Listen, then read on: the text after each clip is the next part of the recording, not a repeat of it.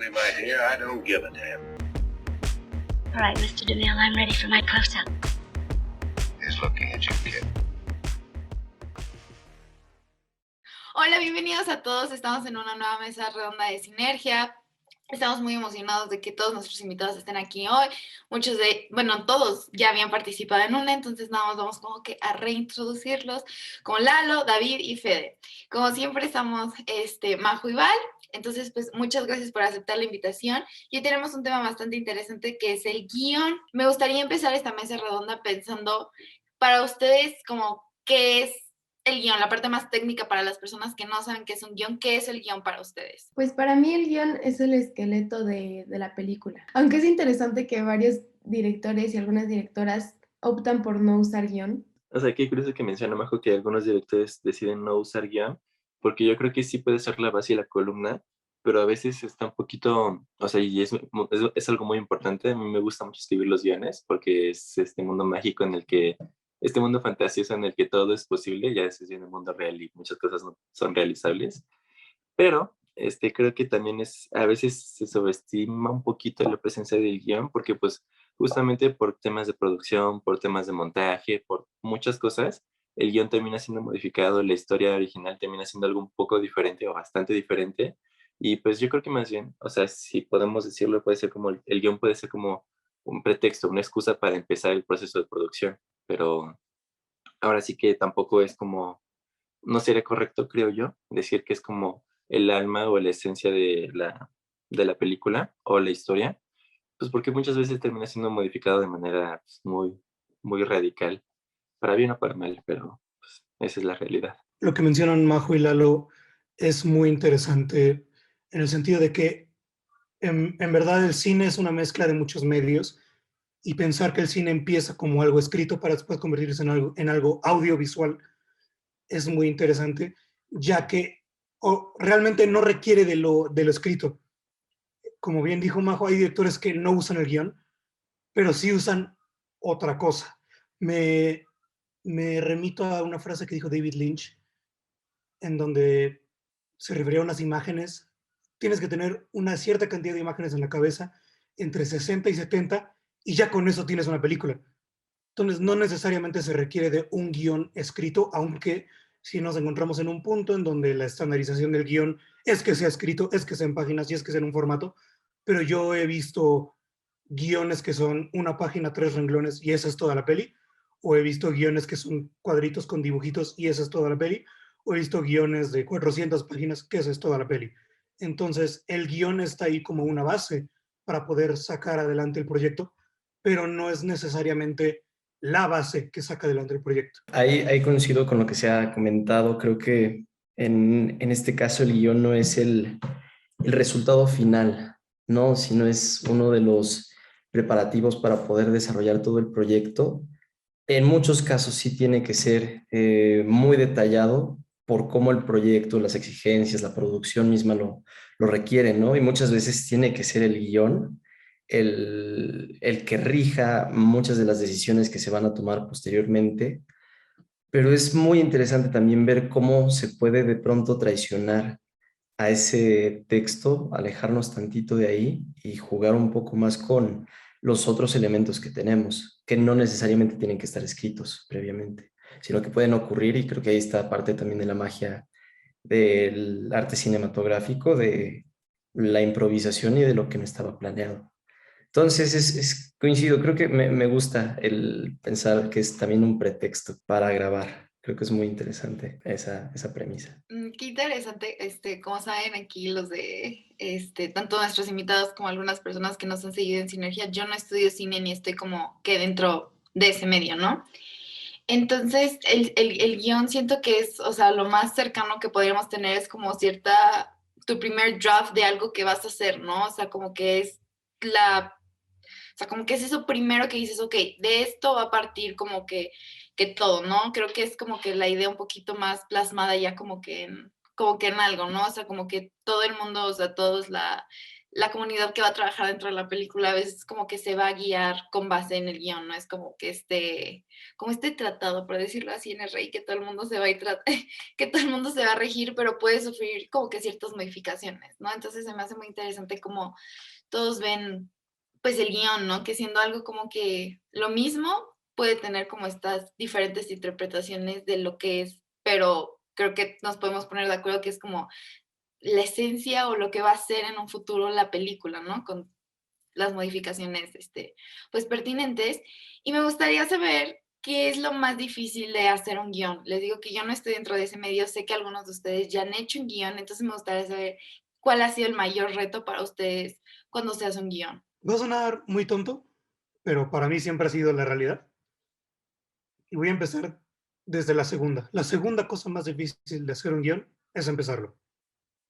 Y la primera cosa más difícil de hacer un guión es terminarlo.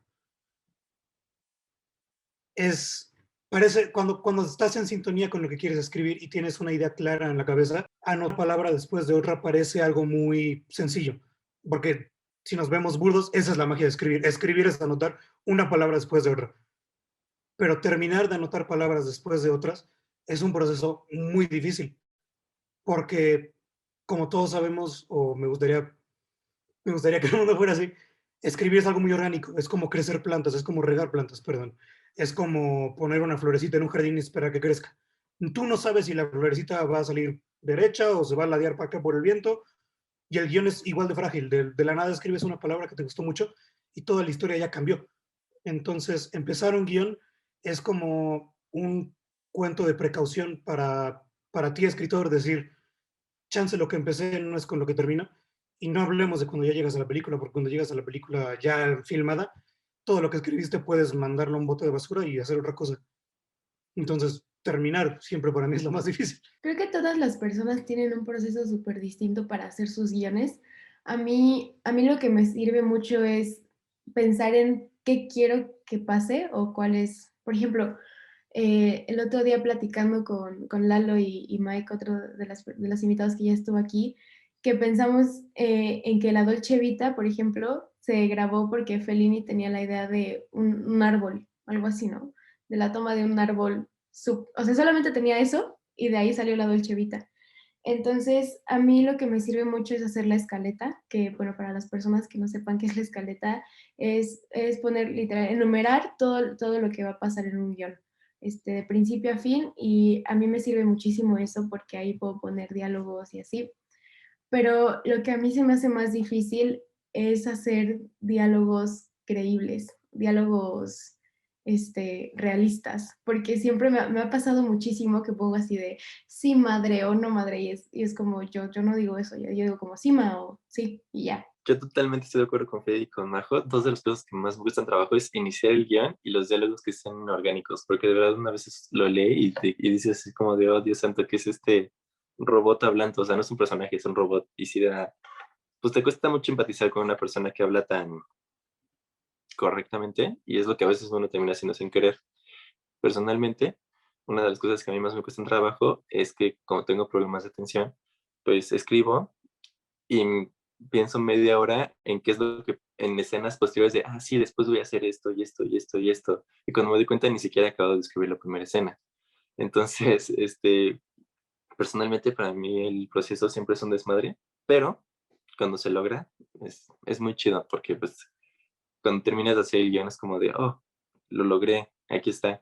Y obviamente vas a tener errores, vas a tener que pulir cosas, pero al menos tener un primer draft de qué es lo que quieres que se vea en pantalla es algo, no sé, que te llena de adrenalina muy chido, porque lo digo, es la primera parte de fantasiosa de decir, no, man, la historia va a ser así y así y así, y tu cabeza se permite volar y es la verdad muy chido. Este, Otra de las cosas que siento que en la generalidad cuesta mucho trabajo en un guión es una cosa, el ritmo, porque a veces algunas escenas pueden durar demasiado o pueden ser muy cortas y no te das cuenta y en realidad como que el ritmo no se siente bien, como que el clímax está muy corto o demasiado largo, y hace que como que se pierda. Y otra cosa es que generar la empatía con la gente que, bueno, en ese momento está leyendo apenas el guión, no lo está viendo, generar empatía por parte de los personajes, el conflicto y todo eso, porque pues en realidad también depende mucho de la audiencia, pero pues la gente encuentra empatía en lugares muy, muy extraños. O sea, uno puede crear un personaje súper complejo y aún así puedes decir, ah, ok, pues está cool. Crear un personaje que es tal vez no tan complejo, un poquito más plano, y por alguna extraña razón va a conectar con las personas. Entonces yo creo que es encontrar ese puente que te permita conectar, o sea, que ese guión pueda ser como el puente entre lo que quieres decir y lo que la gente entiende, y que sea un puente bastante sólido, por así decirlo. Sí, creo que lo que podría abonar a estas dificultades al momento de escribir, yo lo he vivido. Yo más que escribir guión, escribo teatro, pero creo que el teatro y el guión cinematográfico comparten la esencia en que no se trata de una narración, no es contarle a las personas, es hacer que eso que está escrito se vaya a ver, hacer que ocurra una acción. Entonces, para mí muchas veces encontrar la acción y no pasarme cuartilla y media explicándole a la persona, es que, mira, te explico, este personaje está así, tal, para esto, no sirve. Se tiene que ver. Y si eso no se ve, no se puede realizar muchas veces, o es difícil. Entonces, yo creo que encontrar la acción que vaya guiando todo el conflicto, que vaya moviendo a los personajes y los vaya desestabilizando. Creo que eso es de lo más interesante y también de lo más complejo que se puede hacer al escribir, o al menos de lo que a mí más me cuesta trabajo. Y por otro lado, creo que también es crear relaciones profundas entre los personajes, porque cuando se está planteando un personaje también es divertido ver cómo un personaje puede estar en otro lugar con otro personaje y eso afecta su comportamiento. Como esté en un lugar, eso lo afecta. O sea, ir matizando también la construcción de un personaje para verlo en diferentes lugares. Creo que eso también es como uno de los trabajos ya también más delicados de la escritura del guión. Justo ahorita que estaba escuchando todo esto, hay dos palabras que me brincaron muchísimo. Lalo dijo el ritmo y Majo había dicho realidad en cuanto a los diálogos. Y es que sucede algo muy extraño al momento de escribir tanto, o sea, al escribir ficción, dejémoslo así. Y es que si nos ponemos a pensar va a sonar como un diálogo muy tonto, pero si nos ponemos a pensar en la vida es muy extraña, la vida es rarísima y la vida es muy dura al momento pues, de afrontar la realidad. En un ensayo escrito por Neil Gaiman, que habla justamente sobre esto, por eso lo saco, aclara que a veces la vida es tan dura y es tan rara en su forma de ser, que al momento de escribir no podemos escribir como si fuera la vida real, sino que tenemos que escribir de una forma convincente porque lo real, al momento de traspasarlo a la página, no se siente real. Y doy un ejemplo. Yo fui a visitar, yo no, hablo como Neil Gaiman, no como yo, citando el texto.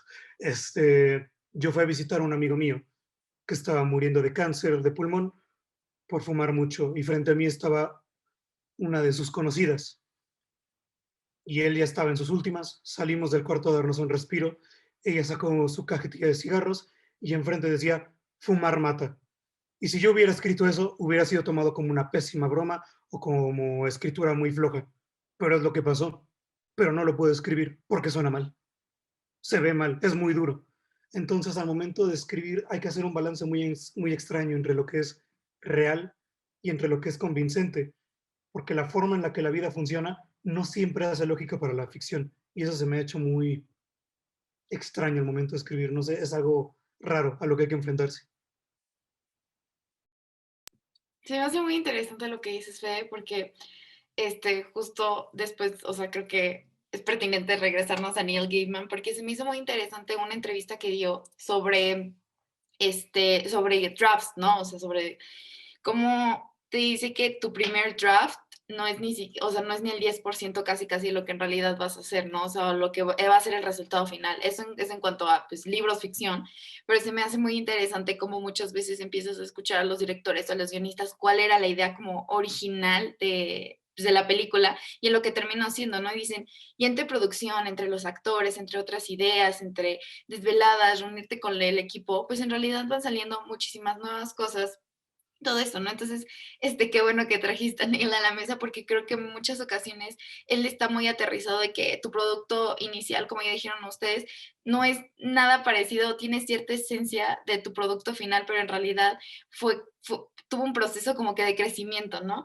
Entonces, eso es, o sea, eso se me hace muy interesante como un guión, a pesar de que pueda ser como su base, su esqueleto, puede ir cambiando tanto, o sea, puede ir como evolucionando a conforme la persona, ¿no? O sea, conforme las personas que van haciendo el proyecto, ¿no? Entonces se me hace muy, muy interesante como que Neil, todo lo que dice en realidad, y esta parte, ¿no? De este proceso que ustedes hablan, ¿no? De llevar el ritmo de las personas, para que en realidad se sienta real como para el espectador, ¿no?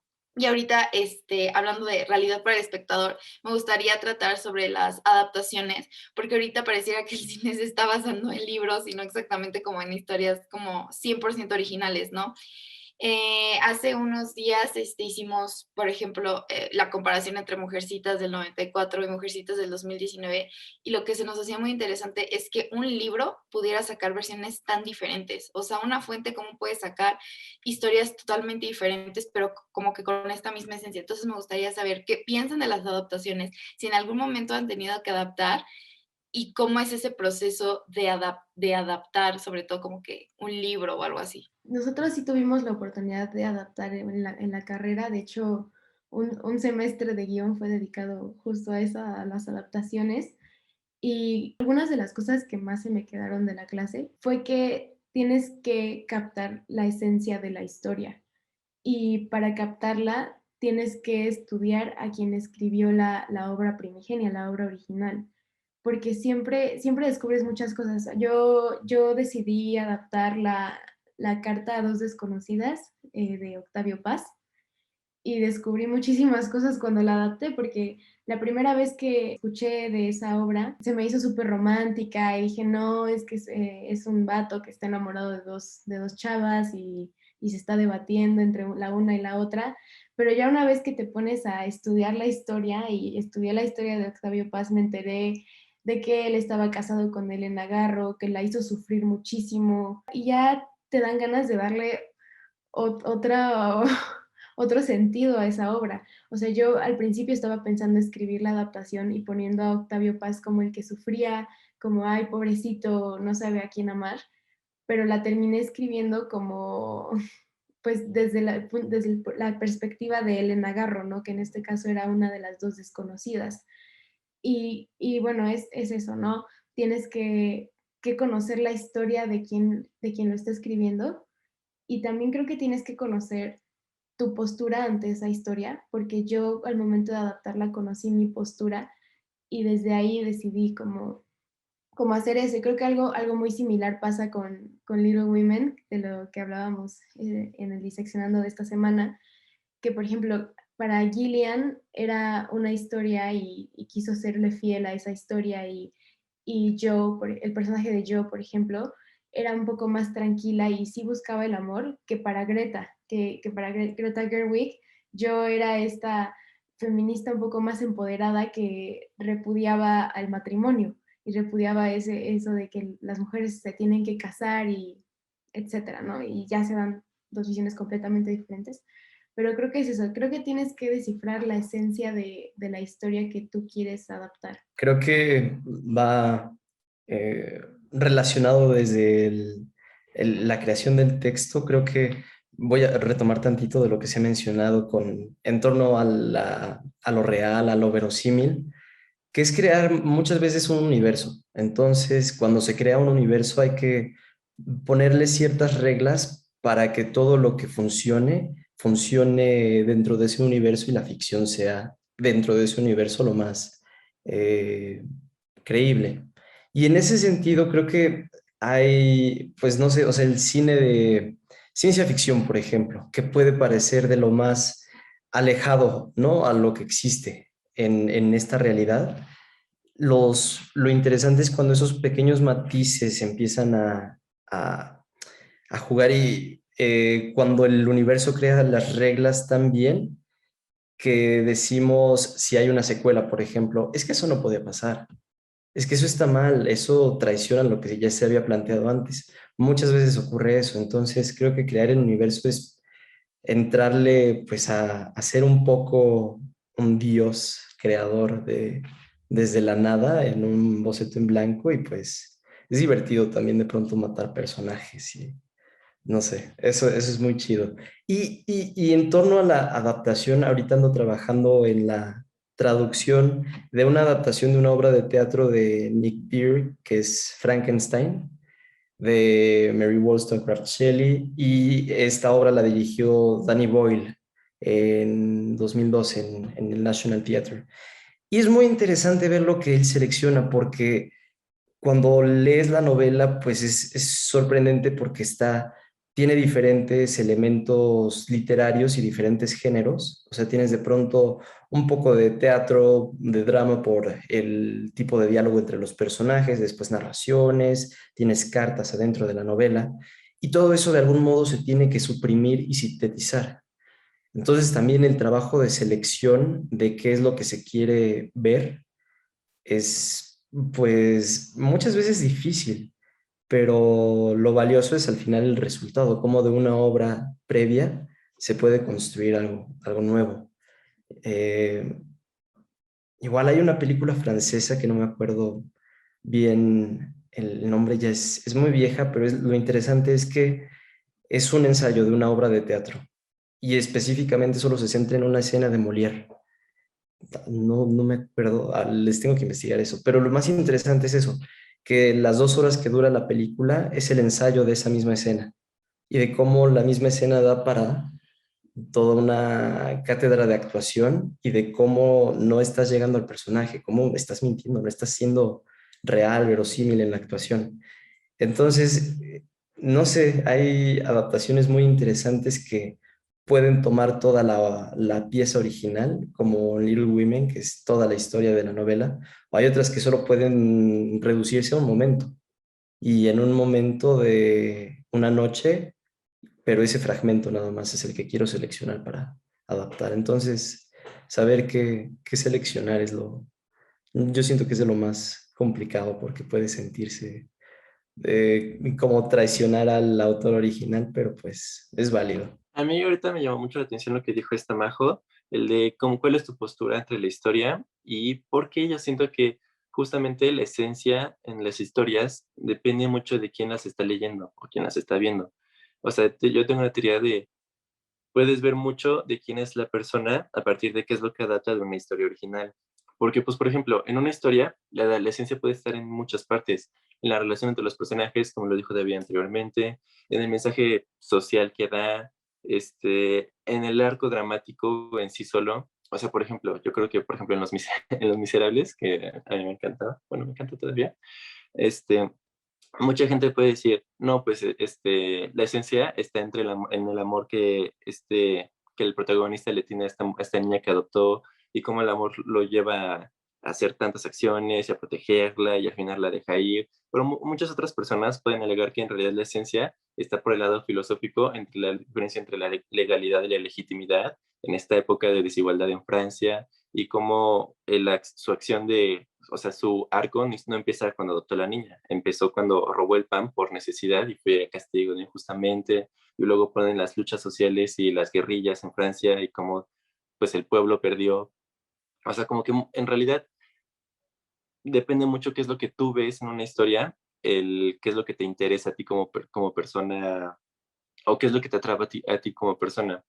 O sea, puede haber adaptaciones o sea, yo mismo creo que pues las adaptaciones, o sea, está esta concepción un poco errónea de que cada quien tiene que hacer una adaptación y tiene que ser exactamente como quería el autor original o exactamente la historia tal cual y tienen que respetar personajes, arco y todo eso. Y la verdad es que yo creo que no, o sea, las adaptaciones son para que el adaptador se dé alas y diga, ok, esto me gusta, quiero rescatar la parte de la esencia y quiero volármela, quiero que ahora sea en el espacio, no sé qué. No, o sea, tal vez me la estoy volando yo, pero justamente yo creo que la magia de las adaptaciones es que una persona le puede aportar una nueva visión, una nueva perspectiva a una historia que pues originalmente no, tal vez no era pensada con el mensaje que el adaptador le quiere dar, pero pues le sirve. Y si le sirve, pues adelante. Al final, si la gente quiere ver la historia original, ahí va a estar, no va a ser nada o reemplazada. Y es la magia de las adaptaciones.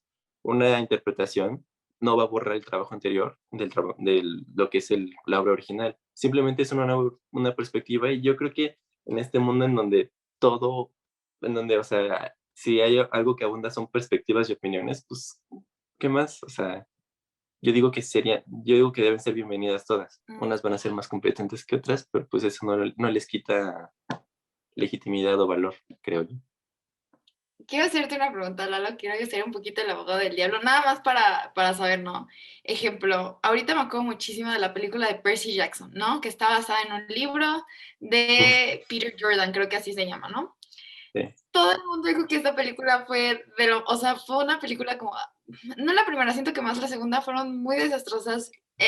Ya leí los libros, la verdad es que no es, sí está diferente, pero tampoco es que sea así como que tú digas, wow, la mega diferencia ni nada de esto, ¿no? Y ahorita muchos fans se quejaron, cancelaron las películas y ahorita Disney Plus está haciendo serie, ¿no? Va a ser una serie original, otra vez basándose en este libro, porque básicamente la primera vez la cagaron, ¿no? Entonces, si tomamos como de vista tu postura de decir, no, pues es que como que no hay malas adaptaciones, no nada más es lo que quiere rescatar el adaptador, por ejemplo, o sea, que es como lo que dijiste, o sea, entonces, ¿en dónde quedan como que estos ejemplos, no? O sea, de que muchísimas personas dijeron, no, es que no le fueron leal al libro y ni siquiera es por este hecho de decir, necesito que vayas punto por punto, como le dijeron en el libro, simplemente porque no me diste la esencia de la historia o lo que la historia en realidad me quería contar, ¿no? Entonces, como que hasta qué punto entonces es válido hacerle adaptaciones a la adaptación que tú estás haciendo, a la fuente original, ¿no? Para que en realidad conserve esa esencia, pero sea un trabajo como original y no sea pie por pie por pie. Y pues sí existen, como le digo, o sea, ahorita se me vino Percy Jackson, ¿no? De que fue un desastre para fans, para producción, para absolutamente todos, porque decidieron salirse mucho de la fuente original. Entonces, como, está raro ahí, ¿no? Ahorita tú también lo estás mencionando, pero estás mencionando un poco por parte de la producción y por cuánto vendió o decepcionó a la audiencia. Y yo creo que tal vez la mayoría de los fans fueron quienes dijeron, no, está horrible, o uno de los lectores dijeron, no, está horrible, X, cancélenlo, ya no existe. Pues así como debió haber personas que leyeron que no les gustó, yo creo, existe la posibilidad de que hubo personas que lo leyeron y vieron la película y dijeron, ah, ok, sí, jala, me gustó. El único, bueno, y también personas que no leyeron la historia y vieron la película y dijeron, ah, está chida, sí, jala. O sea, y es la realidad, mucha gente ve las películas y no lee los libros porque les da hueva, y es válido, está bien, cada quien. Ahora, el problema aquí está más por el lado de producción y cuánto se vendió. O sea, yo creo que ya entrar en un mundo real en donde la producción tiene que ser basado en cuánto se vende, cuánto dinero se gana y cuánto dinero se pierde a la hora sí, de promocionarla, pues ya entramos en un mundo más económico, más monetario, en donde, pues sí, tiene que ser de gusto mayoritario para que la gente siga viendo estas películas y sí, puedan seguir haciendo este tipo de producciones, pero aún así, o sea, considero que sí, ya en este mundo pues, capitalista, sí es necesario, como tú dices, tener adaptaciones competentes que puedan respetar lo que la mayoría de la gente ve en la esencia de la película. Pero yo digo, en este mundo fantasioso o utópico, que yo a veces me creo, tal vez esa adaptación no tuvo que haber sido la que se vendiera, la que se diera, la que se hiciera pública, la que se hiciera, no la hace menos válida o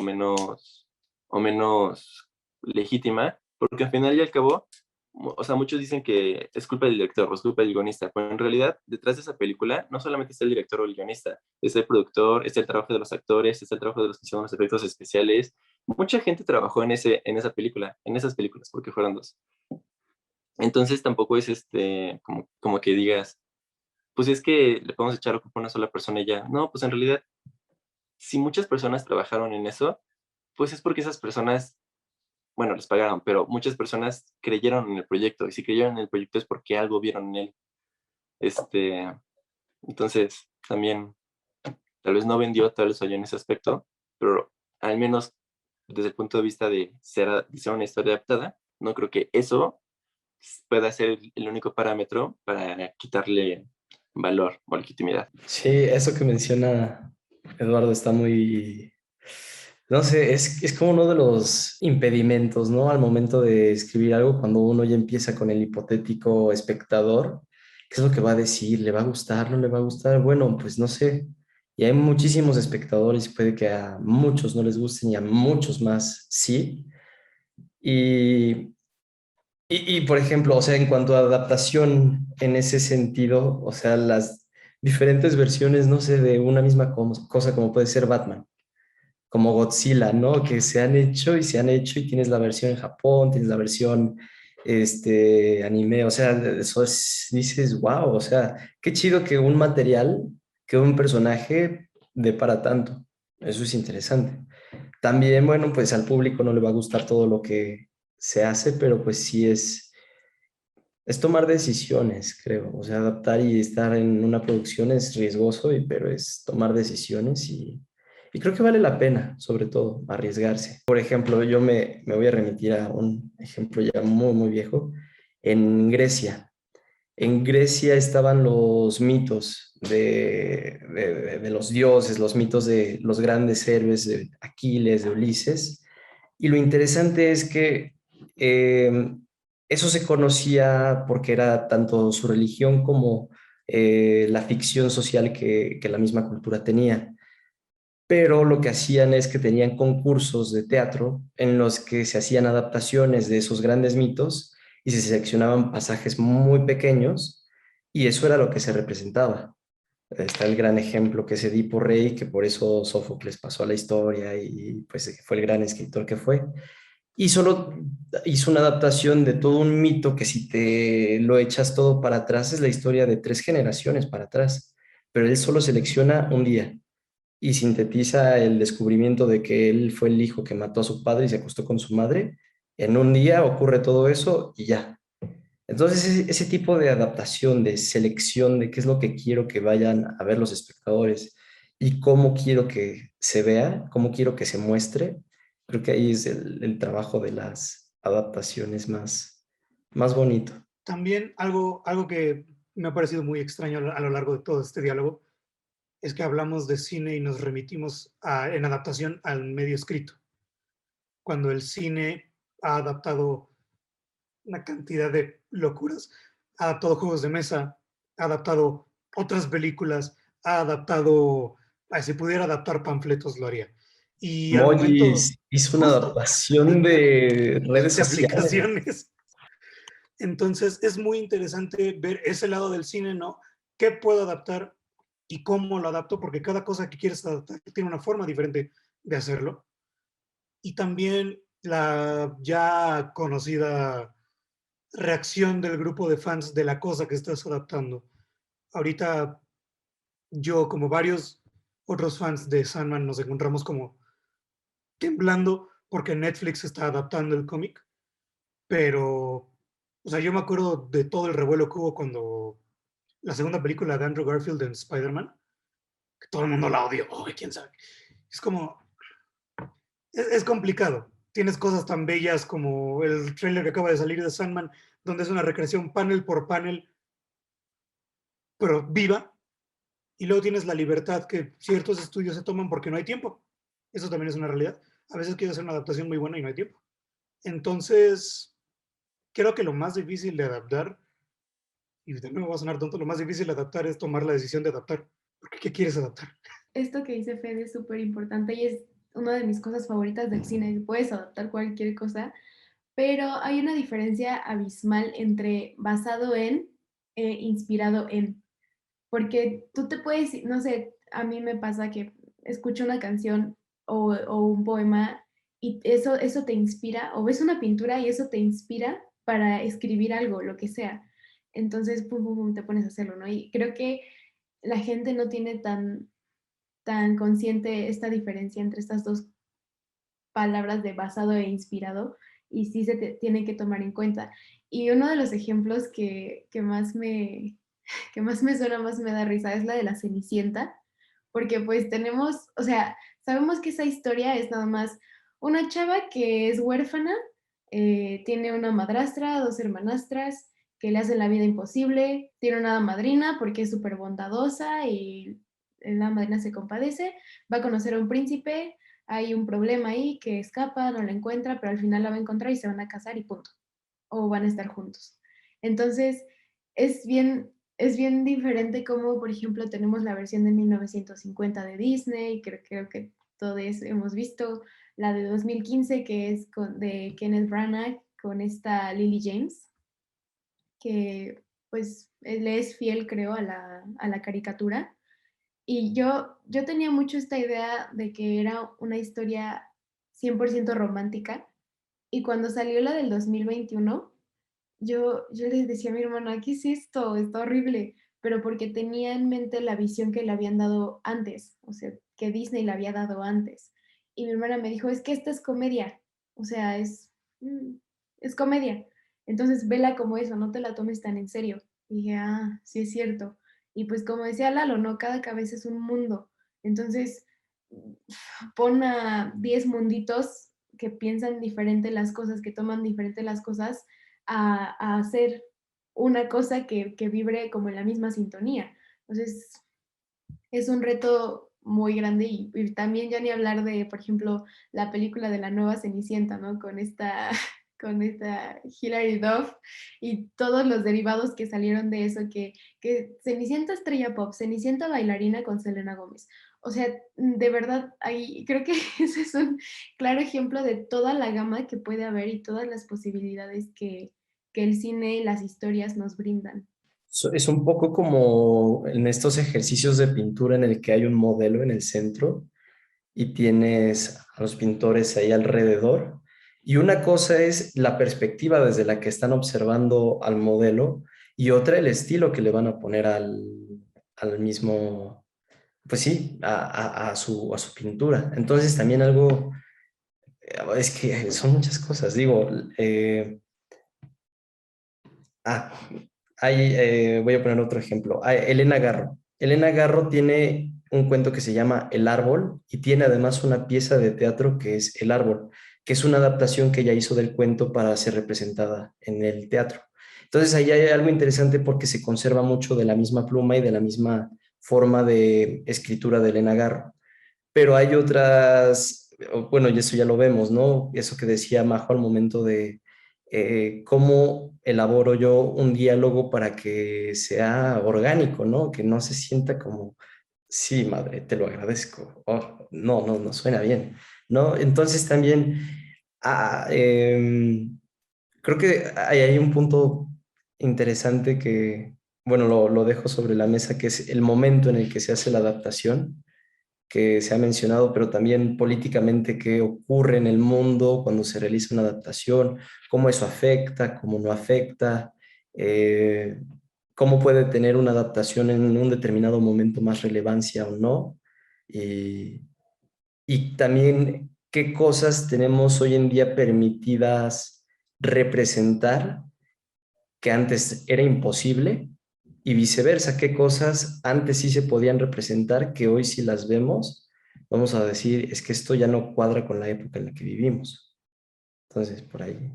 Justamente se me hace muy interesante la parte política que tomas, David, porque, ejemplo, la guerra civil en Estados Unidos y todo lo que fue previo, o sea, cuando quieres representar, por ejemplo, la esclavitud, ¿no? En Estados Unidos, bueno, sí, sobre todo en Estados Unidos, que es donde más se representa, creo que en muchos momentos como que lo políticamente correcto dejamos que eso no, o sea, como que no pase, o sea, o ponerlo en un segundo, tercer, cuarto plano, cuando en realidad en ese momento histórico era muy importante, ¿no? Y creo que también se puede usar para conocer a tus personajes, para desarrollar a tus personajes, pero ya como vemos el hecho de hablar sobre eso, cómo se hable, como que perdemos un poquito como que el pie, en qué época nos estamos situando como espectadores, ¿no? O sea, es que eso es lo que pasaba, así se hablaba, así se hacía, ¿no?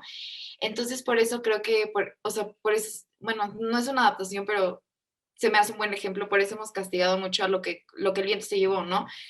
Vemos que está, ¿cuándo la hicieron? ¿En qué fecha estaba situada? ¿En qué momento estaban? Porque ellos eran sureños de Estados Unidos, en un poquito antes de la Guerra Civil, ¿no? Y esta película aparte está hecha en los 50, 60, 50, sí, 50. Entonces, como que muchas veces perdemos como que el tiempo, ¿no? Entonces, se me hace muy importante que cuando se hagan adaptaciones y todo esto, creo que puedes conocer mucho como de esta creación de mundo o a tus personajes por cómo están viviendo, o sea, qué es lo que está pasando como que a su alrededor y todo eso a su alrededor. Y muchas veces siento como que nos perdemos, ¿no? O sea, sentimos que como vivimos ahora se vivió siempre, o sea, se tenían estas mismas ideas sobre la esclavitud, sobre la discriminación, sobre absolutamente todo, ¿no? Entonces creo que muchas veces como que ahorita eso se está perdiendo y no sé cómo lo vean ustedes como futuros artistas, para dejarlo abierto, como futuros artistas de cómo se tiene que ir viendo, sobre todo como que este contexto social, cultural, político, histórico. Es un tema, ¿eh? O sea, es delicado ir con, es ir con pincitas, vaya, ¿no? Pero sí,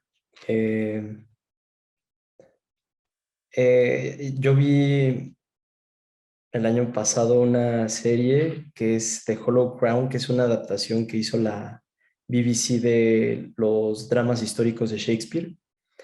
Y algo muy curioso que creo que ha estado siendo, bueno, ha ocurrido en otras series contemporáneas, es que uno de los personajes principales, que es la reina Margarita, estaba representado por una actriz afroinglesa, ¿no? Entonces, eso antes habría sido imposible. Eso, por ejemplo, en el momento de Shakespeare no hubiera sido posible porque incluso la misma corona le impedía a las mujeres actuar. Ya es hasta siglos después que ya las mujeres pueden actuar en los escenarios ingleses y ahora además que el personaje lo haga una mujer de ascendencia africana es todavía más interesante. Lo mismo ocurre en adaptaciones, por ejemplo, esta adaptación que se hace de Romeo y Julieta, que es musical. No, es que se me fue el nombre. Que tienes a dos pandillas, aunque no son de mexicanos y que son... West Side Story. Ajá, West Side Story. Exacto, ¿no? O sea, esas versiones, o la versión de Leonardo DiCaprio en El Castillo de Chapultepec, de Romeo y Julieta, sí, cosas bien extrañas, pero creo que son, eh, pues de algún modo también escuchar lo que eh, estos tiempos de algún modo solicitan. Creo que eh, es bueno leer siempre a los clásicos, pero no hay por qué seguir escribiendo así, de esa manera. Y, y creo que también siempre se puede hacer un esfuerzo por, no sé, o sea, por no ser siempre políticamente correctos con todo, querer agradar siempre, ¿no? Sino también de pronto, pues mostrar las cosas un poco como son y no como nos gustaría que fueran, pues por el mero hecho de que se puede hacer, de que sí tenemos la oportunidad de hablar de muchas cosas y que, pues, si se puede hablar y se puede poner en discusión, está mejor todavía. Creo que igual tienes que ver si, por ejemplo, si estás pensando en adaptar una historia que se escribió en los 1800, 1700, lo que sea, tienes que pensar si ese tiempo es importante para el desarrollo de la historia o solamente está usando ese tiempo porque se escribió durante esa época. Y también pues meterte a investigar, o sea, leer mucho, investigar mucho, o sea, realmente involucrarte sobre el contexto social, político, sobre la cultura que vas a escribir o que quieres llevar, en este caso, al cine. Creo que eso es muy importante investigar. Bueno, y a los que nos escuchan, déjenos sus comentarios allá abajo de qué opinan de este tema, porque leerlo siempre va a ser muy interesante.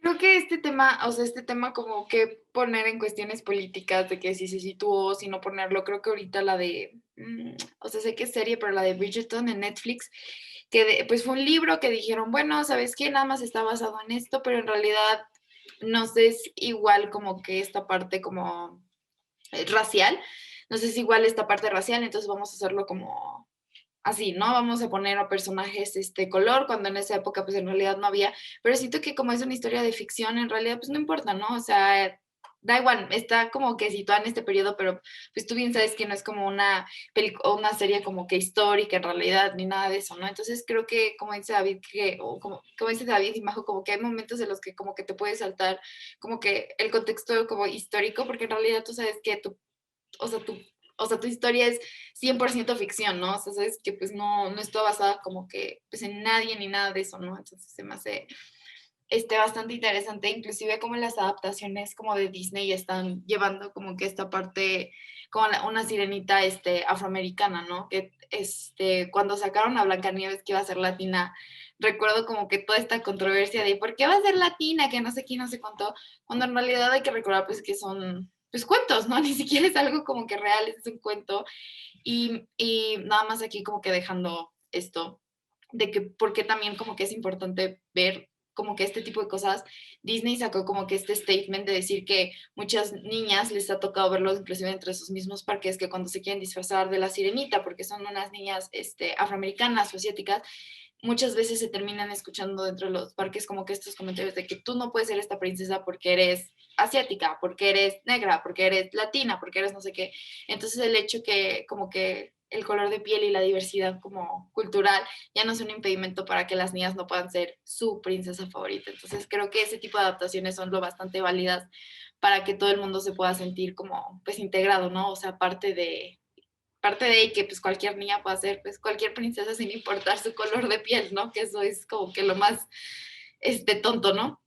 Pero bueno, quería preguntarles algo como, o quería saber qué piensan ustedes sobre las pistas dentro de un guión.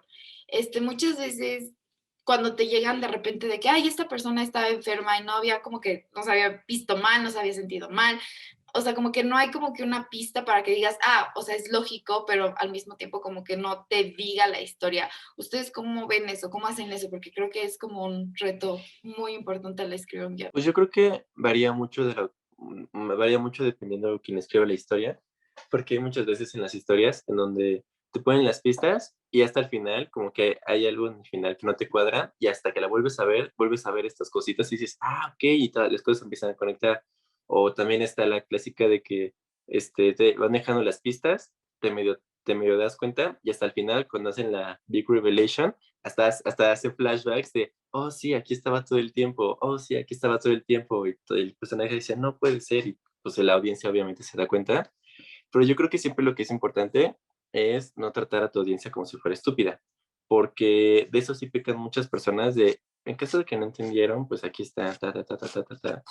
O sea, y se ve cómo lo retratan en la historia. Siempre y cuando le tengas como respeto a la audiencia, respeto a su inteligencia y fe en que se van a dar cuenta en todas las cositas que vas poniendo en la historia, pues yo creo que así es como se construye una historia un poquito más competente y aparte que respeta a la audiencia, porque sí, mucha gente como que subestima a la audiencia y por eso mismo hacen las cosas tan obvias de aquí está la pista número uno, aquí está la pista número dos. Y ya con eso, pues hasta puede llegar a ser aburrido, porque la audiencia ya puede ver, ya puede, pues,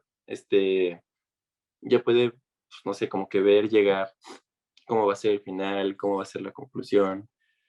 Entonces yo creo que mientras te atrevas a tenerle fe a la audiencia, que pues, es lo que mucha gente no se atreve, pues yo creo que va a estar bien. De alguien que podemos aprender mucho sobre pistas en el guión y no necesariamente para una gran revelación, pero sí no simplemente para crear tensión o crear intriga, pues yo creo que es Hitchcock.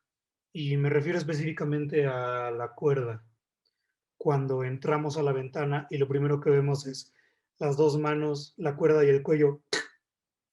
Y de ahí en adelante toda la película corre en el sentido de que acabamos de esconder el cadáver de este sujeto en la mesa en la que vamos a cenar.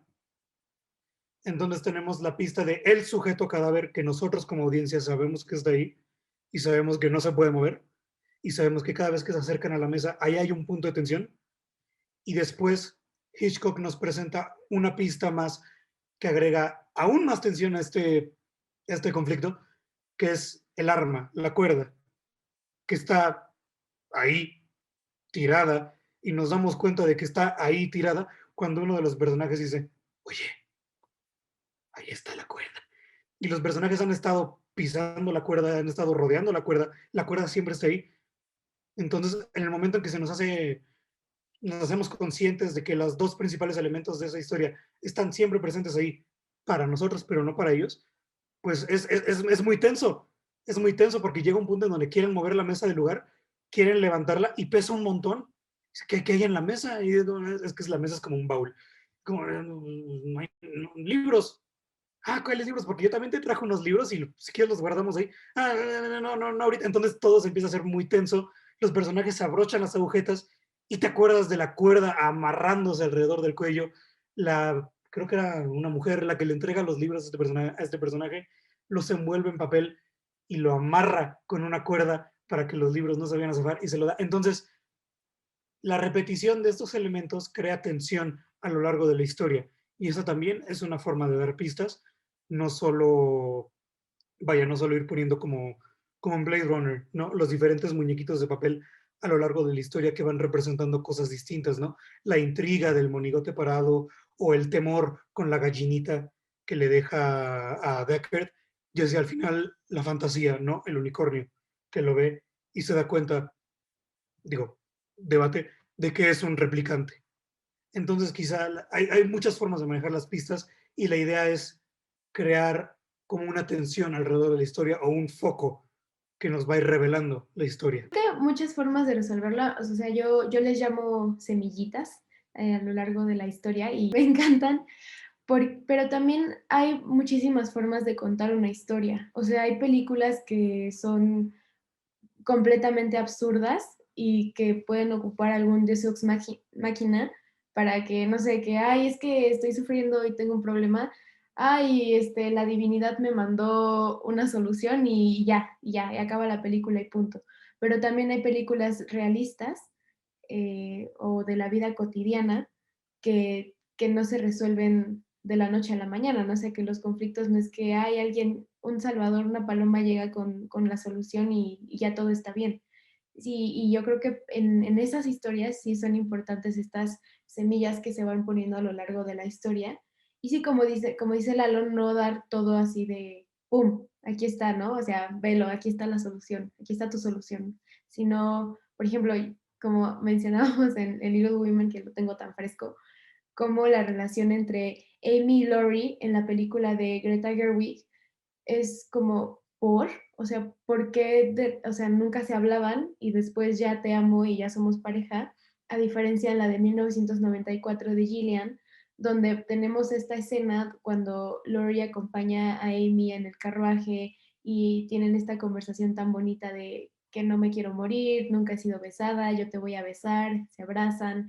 Entonces ahí dices, ok, o sea, ahí está esa semilla y son importantes, ¿no? Uno de los ejemplos más populares, yo creo que es Avengers, que a lo largo de todas las películas fueron dejando esta semilla de quién iba a ser el villano, que es Thanos, quién va a ser el problema de nuestras últimas películas. Y son semillas que son sí el problema de la película, pero no son como, mira, aquí está, ¿sabes? Creo que eso es de lo que más me gusta de Marvel y de este villano. Eh, pero sí, es uno de los ejemplos más comunes que puede tener la gente. No, pues rapidísimo. Creo que los ejemplos que nos han brindado son muy didácticos y muy claros en ese sentido. Coincido con Fede cuando dice que plantear algo de tensión y que el público sepa algo que los personajes sí sabe o solo uno sabe y todo está girando genera pues mucha intriga, mucha emoción. Y con Lalo cuando dice que pues no, el espectador no es tonto, es todo menos tonto. El espectador sí quiere, yo sí, o bueno, yo parto desde mi experiencia como espectador, pero y creo que se comparte porque es involucrar al mismo espectador, o sea, es una línea entre dejarlo nada más como alguien que está viendo desde lejos y es acercarlo un poquito más a lo que está pasando para decirle, ¿sabes qué? Hoy vas a ser cómplice de este asesinato o hoy vas a mirar algo y ¿qué crees? Es como Voy a poner un ejemplo. Con Dora la Exploradora, cuando veías a Zorro que estaba atrás robándole a Dora, y Dora te preguntaba, ¿y qué pasó? Y tú le gritabas, Dora, por favor, voltea, abre tus ojos, ahí está. Pero en este caso no le puedes decir nada. Entonces, esa intriga, o no sé, ese acompañamiento a los personajes y que una película, que sí, que algo que estés viendo te involucre de esa manera, siento que es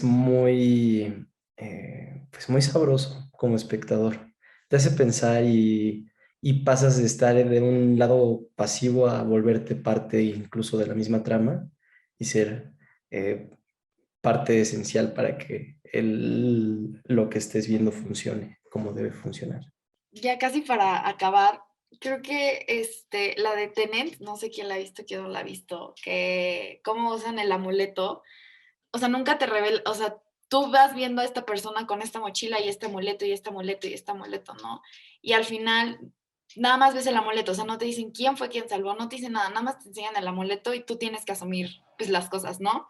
Eso creo que es de mis partes como favoritas de Tenet, y creo que Nolan también te va dejando en muchos momentos muy sutiles, ¿no? Por ejemplo, cómo acaba Batman, la trilogía de Batman, ¿no? O sea, muy al principio Alfred te dice básicamente cómo va a acabar. Entonces creo que cuando te lo dicen así y luego te lo enseñan, creo que también se me hacen como que, como dice Majo, bueno, yo le digo pistas más felices semillitas, pero estas pistas de cómo van a acabar las cosas, ¿no? Me gusta mucho, para mí, yo sé que es luego debatible cómo va dejando como que estas pequeñas pistas luego Nolan, porque creo que al final de sus películas son como hasta cierto punto circulares, porque lo mencionan en alguna parte, pero tú no sabes cuál de todas esas cosas que mencionan es como de alguna u otra manera cómo vaya a terminar. Entonces creo que por eso se me hace como satisfactorio muchos de sus finales y todo esto, ¿no? Cómo te va dejando esto.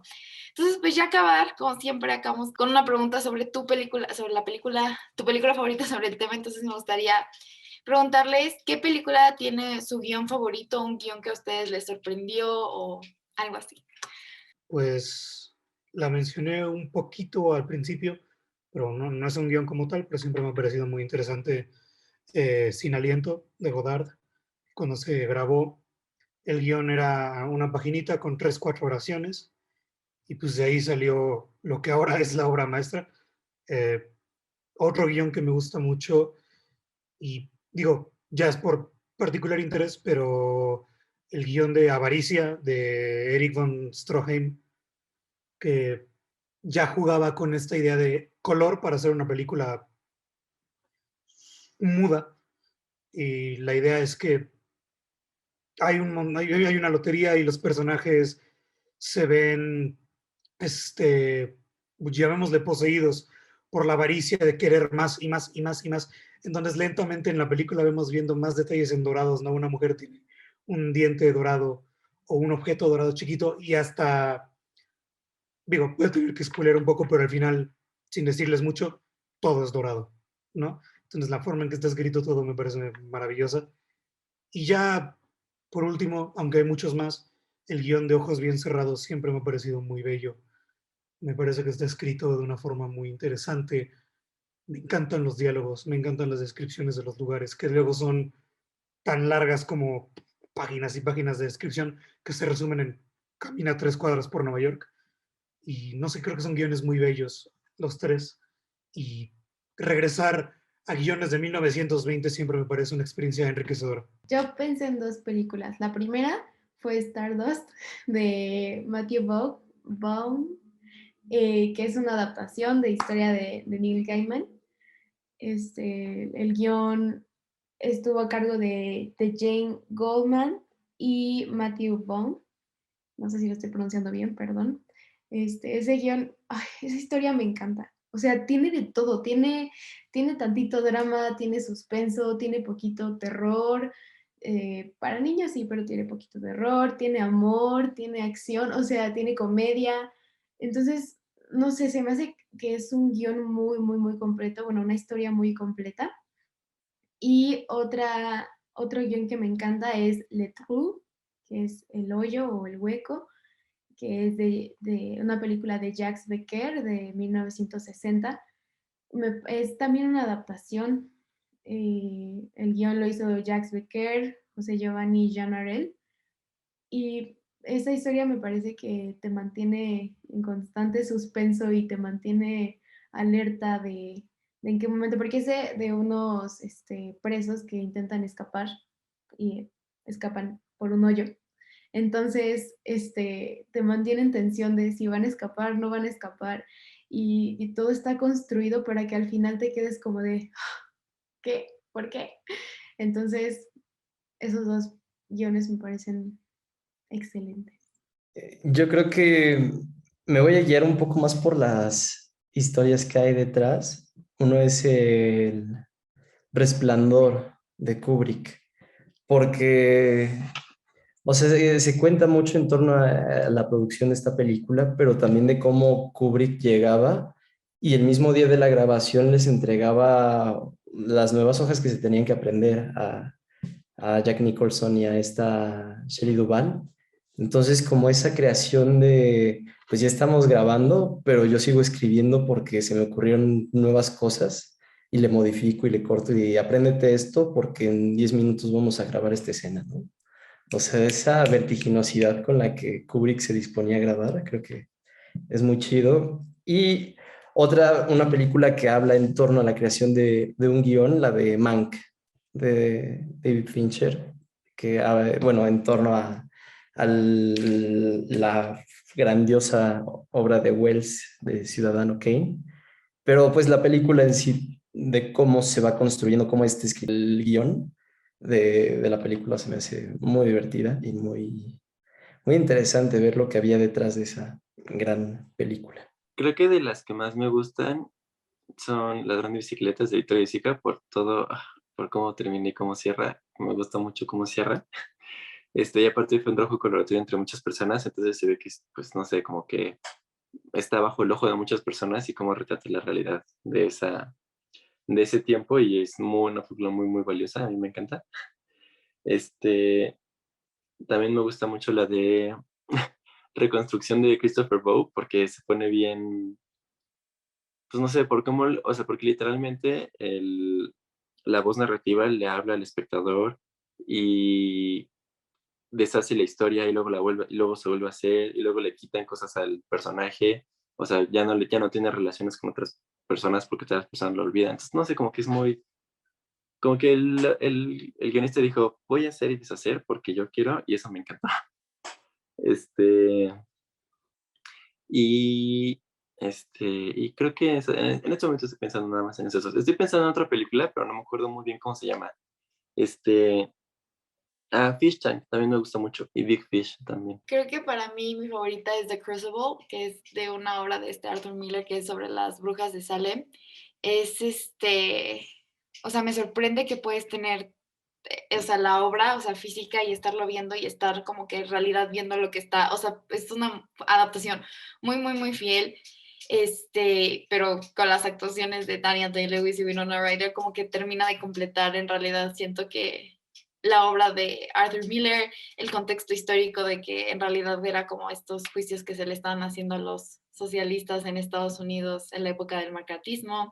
Entonces yo creo que esa película me encanta, o sea, me encanta desde la obra de teatro hasta la película, la adaptación, me gusta muchísimo. Y no, o sea, sé que no tienen las mejores, o sea, como que el mejor guión, pero me gusta mucho cómo usa el guión para explicarte como que ciertas cosas. Es Adam McKay, que hace la película de The Big Short, que es la historia del crack del 2008, y la historia de Vice, que es de la historia de Dick Cheney, el vicepresidente cuando estuvo el presidente George Bush en Estados Unidos, y como, o sea, como su historia y cómo vive como que el ataque de las Torres Gemelas y todo esto, se me hace muy, muy interesante como para explicarte cosas que chance y tú no sabes, utiliza otras técnicas como que de guión, entonces se me hace muy interesante cómo cuenta sus historias. Entonces, pues creo que es eso, sobre todo la de The Crucible. Bueno, pues muchísimas gracias a nuestros invitados por venir, muchísimas gracias a ustedes por ver, y pues hasta la próxima. Bye. Bye bye.